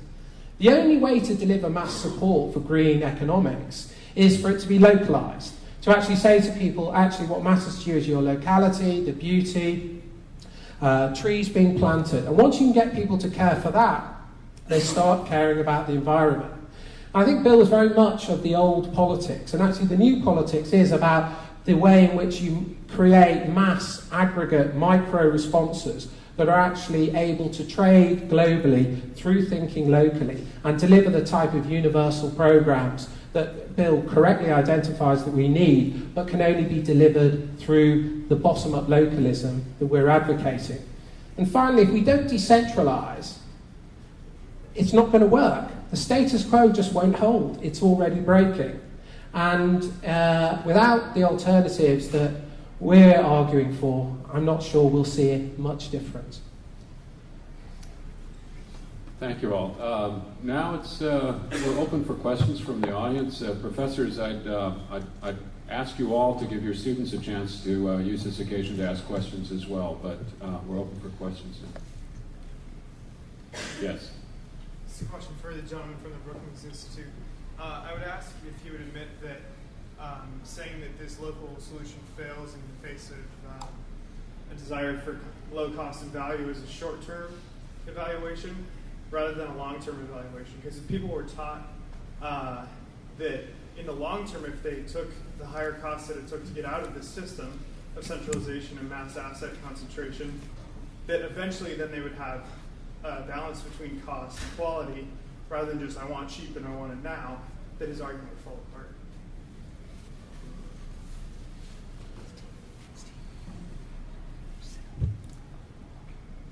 Well, first of all, let me not be too totalistic. Okay, let me now argue against myself for a minute, but then give you a more general answer. In my neck of the woods, there is an independent bookstore called Politics and Prose in upper Northwest DC, and it doesn't have a lot of sales.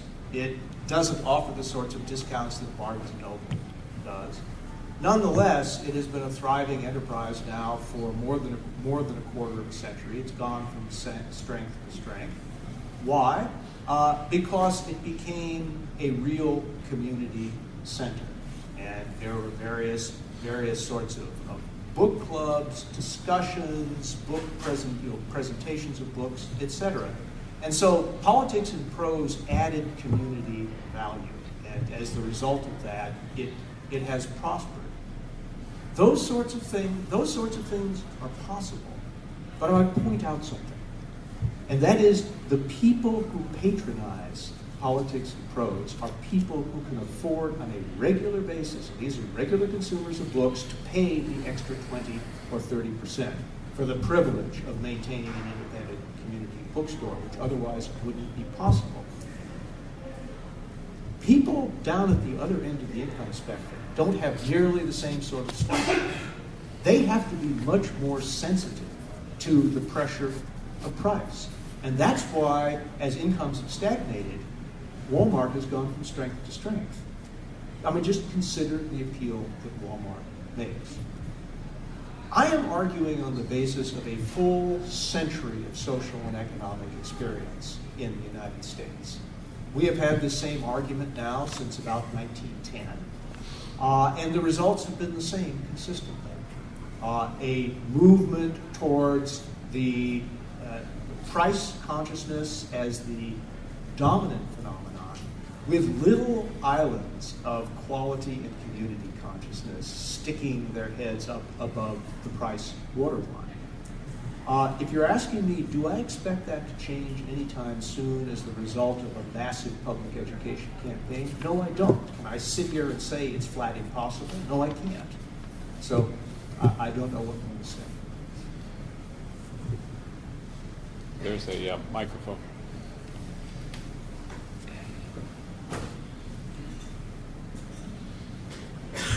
Hi, thank you for your great talk. That was really interesting. My question is primarily for Dr. Blond. I want to start by saying with Dr. Galston, is that your name? Yeah, Galston. That the fact that ideology is not driving the centralization, that it's actually the government meeting needs, and I think that's completely right. What I don't think is right is that it is reason to continue in that direction. And I think what caught my ear is that the congressman got at it, and this is extraordinarily unusual for you to hear from a congressman, I don't even know how anyone in Congress talks to you. You're so much more theoretically advanced than they are and more culturally sophisticated. It blows my mind that you even brought the word culture. I don't even know, where did that come from? But the fact that that's missing from the talk that Dr. Blond gave, that if politics is downstream from the culture, are we the culture that can answer the problem of centralization? In other words, if Dr. Galston is right, that centralization is a response to these needs, this failure of local communities and states to do what they should have done in the first place, that is the problem that we are not the people that can be a red Tory, if red Tory is right for whatever. I mean, we're not all Nebraskans. We can't all, in the sense that there are, he's not going to get elected in San Francisco. It ain't going to happen. And, it's just this. They're not going to be sympathetic to it. In the sense that, are we the type of people that are going to make this work? In the sense that it's going to continue to centralize if the culture does not become something that supports the economics. So we can give all the policy and economic things we want to give, but ultimately, they assume a type of person. They assume a type of community. And do we have that? I'm not so sure we do. Just a response to that. Culture makes all the difference. The interesting thing about the supermarket model is in Britain we've got the most concentrated supermarket model in the world. And in Britain, food is more expensive between 5 to 8% than Europe, where they have a much more diverse model. So in essence, it's a falsehood to think that you need to centralise and standardise to get lower prices. Also, the cost of lower prices is in many ways too high.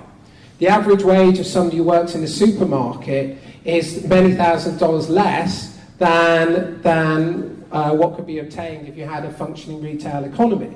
And it relies on the separation of people as consumers and producers.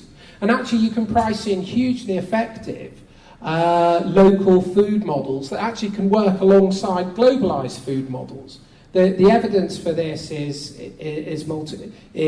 legion. So the idea that we only can follow through centralization in one standard monopolized way is I'm afraid, outmoded.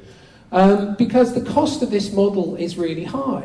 Once you put people, say in Britain for instance, wages, particularly if those at the bottom were so low, the government had to step in with tax credits to subsidise low wages. And the wages are so low precisely because in order they bear part of the cost of delivering cheaper goods. So once we price in externalities and create systems in which we can assess it, we can actually assess the true costs of certain business models. And the point is that actually globalisation will increasingly go more local. Banking is a very good example.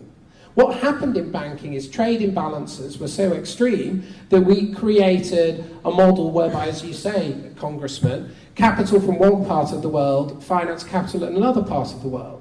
Now what that meant is sovereign tax bases, in effect, produced a bailout clause for activities that weren't related to them.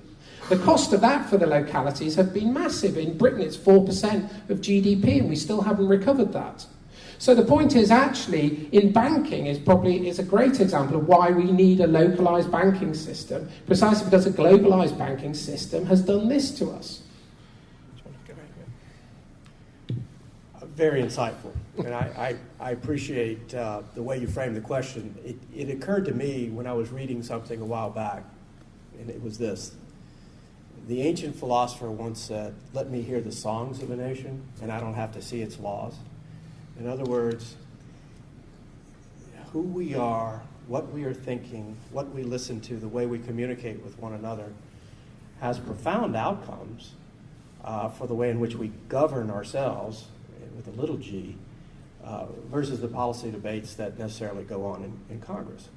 So I think your insights are right on, but I'm going to challenge you a little bit. I'd like to be able to think, though, that if we're operating off of the premise, which is still deeply embedded in American culture, that all persons are created equal and are endowed by the Creator with certain inalienable rights, and among these are life and liberty and the pursuit of happiness. Everybody knows where that comes from. It was our chance to break away from him and his ancestors when we said that, because we don't believe that our rights come from any authority imposed upon us They come from within by virtue of who we are as persons. If we accept that, I would like to think that what I have told you could be transported into the heart of San Francisco and we could have a reasoned discussion about this.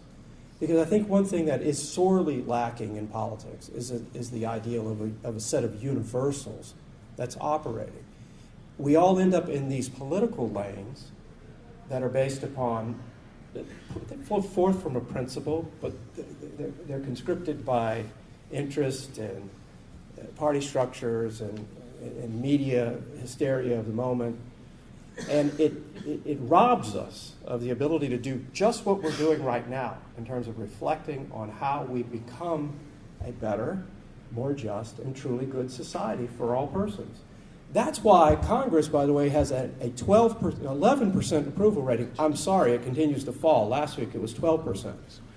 Well, I mean, a lot of us in Congress are trying to figure out who are these people that like us. I've got my mother in there. The staff, I think. See what the blogs say next week. But because I think what's missing from our political discourse is the attempt for deeper reflection and answer to the question, who are we as a people and where are we going as a nation? That's why this discourse for me is a bit unusual. We don't have this opportunity very much in Congress. I just whispered to Phillip, what's wrong with this picture? You know? But nonetheless, I think it's fruitful, and your question goes to the heart of it. Thank you.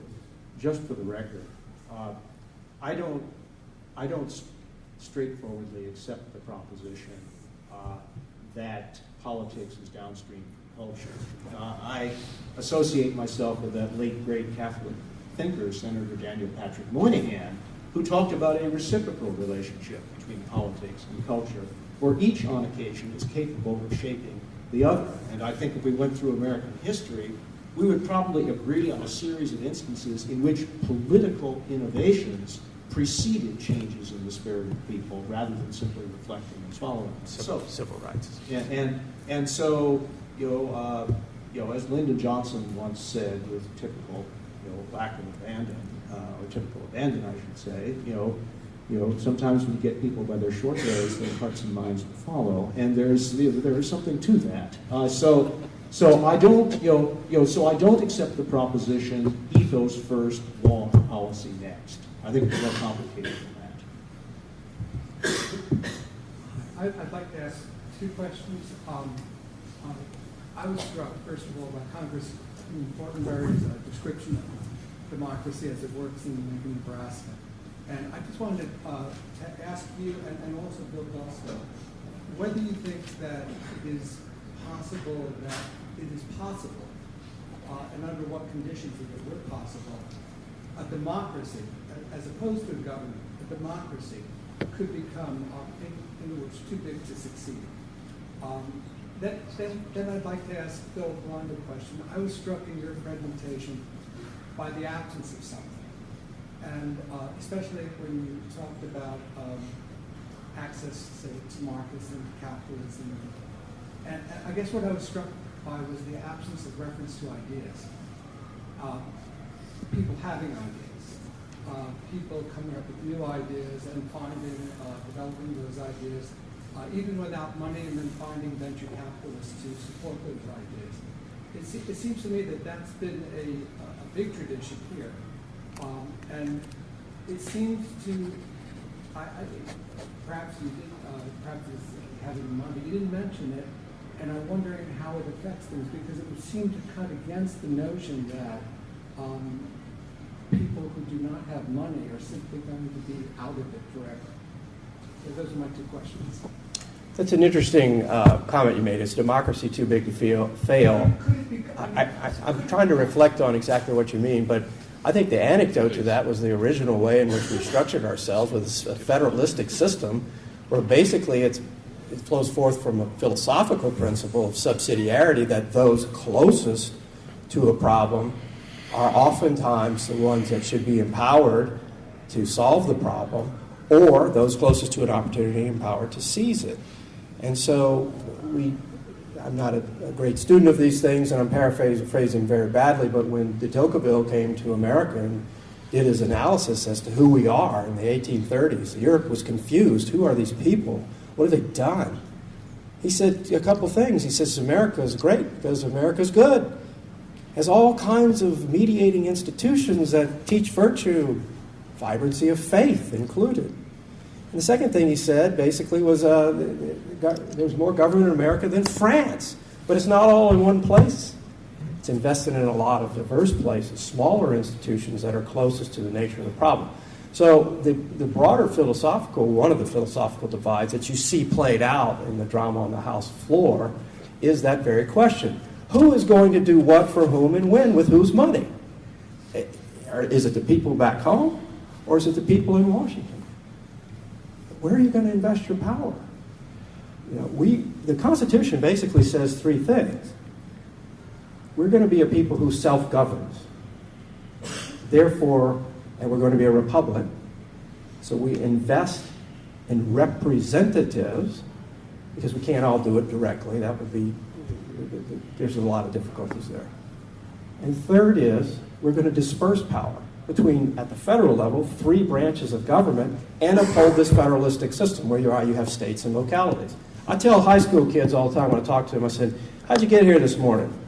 I drove. Drove on what? A road? Who made the road? They have to think for a minute. Usually it's the local community. Sometimes it's the state. What if you were to run that stop sign? Why is there a stop sign there? Because it's for my own safety. Exactly. So you willingly obey that law. Why? It's a social good. It's just, right? Does the Army stop you if you were to run through that stop sign? No. Who stops you? The local police officer. So it's just an exercise in trying to understand the layers of government that we do have and why. Because they're more specialized and capable at a local level with some public goods than others. That's the big debate. Education is a hotbed of that debate right now in Washington. Who's going to dictate what and where? And it shows the philosophical divide. But is democracy too big to fail? I'm going to have to reflect to sustain. Well, again, it goes back to the founding debate. Do you invest more power in the federal government or you depend upon a virtuous people? Jeffersonian's ideal. Unless you're all farmers and craftsmen, we're not going to survive because what does the farmer represent? The person who's fully responsible for the fruit of his labor, right? In the most similar way.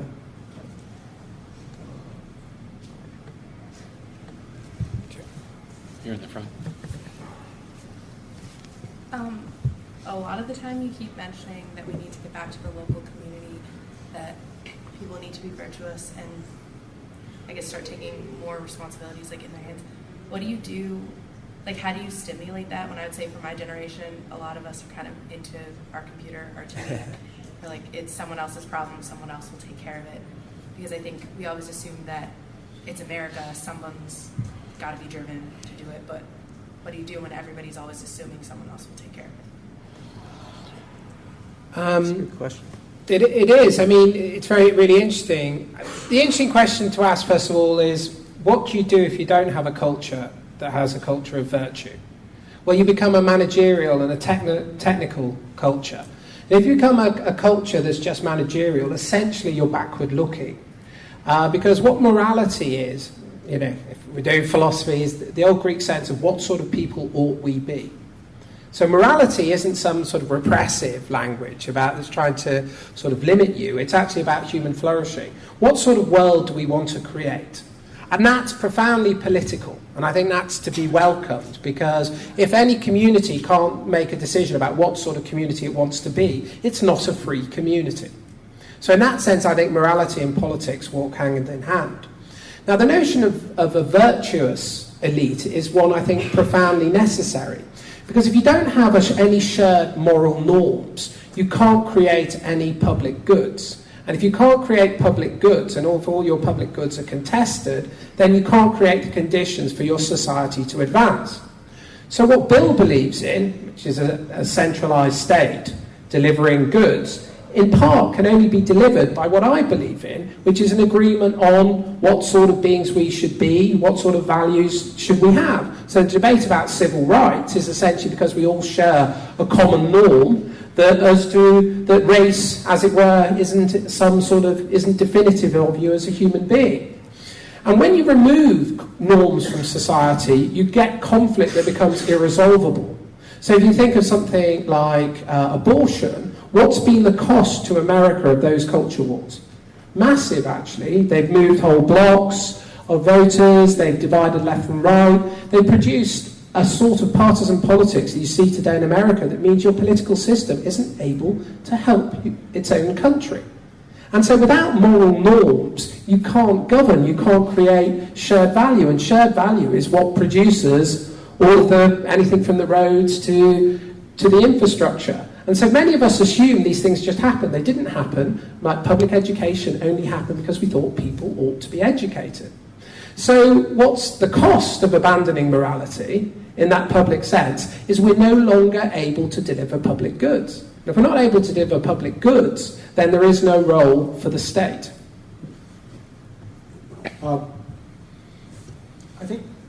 I think Dr. Blond and I agree about the facts of the matter, but we may disagree as to how to describe those facts. In my lifetime as an American, we have moved from a situation where, at least publicly speaking, there was a very broad consensus on moral norms, to a situation in which there is fierce contestation about moral norms. And so what you're describing as the disappearance of morality in public discourse and public life, I would describe as the pluralization of moral outlooks, and the fact that what used to be either a conspiracy of silence about moral differences or an enforced uniformity has given way to a less enforced plurality of moral views, which are at the heart of cultural and political debates in the United States. So this isn't managerialism run amok. It is a competition among moral understandings, which is part of your definition of democracy. The problem is that we have proved incapable of moving from the pluralization that has occurred in my lifetime to some new moral synthesis that would enable us to move forward as a people. I do not have a solution for that problem, for a very simple reason. I don't think anybody has a solution to that problem, because one side will say, we can achieve consensus by doing it my way. And the other side says, we can achieve consensus by doing it my way. It is possible to devise political arrangements that allow for the peaceful coexistence of those competing moral understandings. But as long as two sides are really dug in, as on many cultural issues they are, though not all of them by any means, then it's going to be very difficult to achieve that full, vibrant consensus that maximizes the production of public goods. Once again, you described my position as a hopeless non-offer, and I don't subscribe to that. I don't accept that exactly. My purpose here this afternoon was to present my own offer, but to comment on yours. But in this respect, I think we have a real problem in the United States, and it's not just in the United States. It's broader than that. I mean, I think this. I mean, Bill and I are not, I think, going to solve this between us now. But I genuinely think this is the problem when you have liberalism as first philosophy. I think liberalism is vital and vibrant, but it can only take place within the context of shared moral norms. When it becomes the moral norm, what it does is precisely fracture and atomize everything and render impossible any social or structural advance. And I think that's where we are. And I think it's going to prove ever more problematic until we create new institutions and new ways of creating moral norms. Because without moral norms, you simply cease to be able to function as a successful society. I see there are some additional questions, but we've run out of time, and I'm particularly thinking about Congressman Fortenberry, who probably has votes and so forth to attend on the Hill. Yeah, but I'm enjoying myself. Well, then we may stay as long as you'd like to stay, Congressman. Let me make a quick comment on her. I liked your question. Absolutely. I think it's a very good question because, and I don't know Bill, we just met, but what I hear a little bit, venturing into the realm of these two highly skilled academics, is a relativistic light proposition. But you can't say, are we going to determine by consensus whether or not the Jews should be sent to the gas chamber? You're going to have to start from an operating set of premises that there's a universal ideal here, that there's an ethical norm, a right and wrong, in order for there to be a just societal outcome, versus considering everybody's individual position on that. Or whatever. What do you get? You get the strong man in power 60 years ago who did just that with the acquiescence of a lot of other people. So, but back to your question, I like your question. I think it's a great question, and it's a particularly burdensome question for your generation, because your generation has not had the advantage that probably all three of us had, in terms of you're living in a much more fragmented social situation where the particularly extended families are distended, very distended. The nuclear family is under great duress. And so the idea of I've got to make my way individually in some sort of disconnected way from the very foundations that I am owed, by the way, that would have helped form me and set me on my way and give me a higher sense of self-possession earlier in life, are being replaced by a lot of artificial things, artificial technologies that create these artificial communities.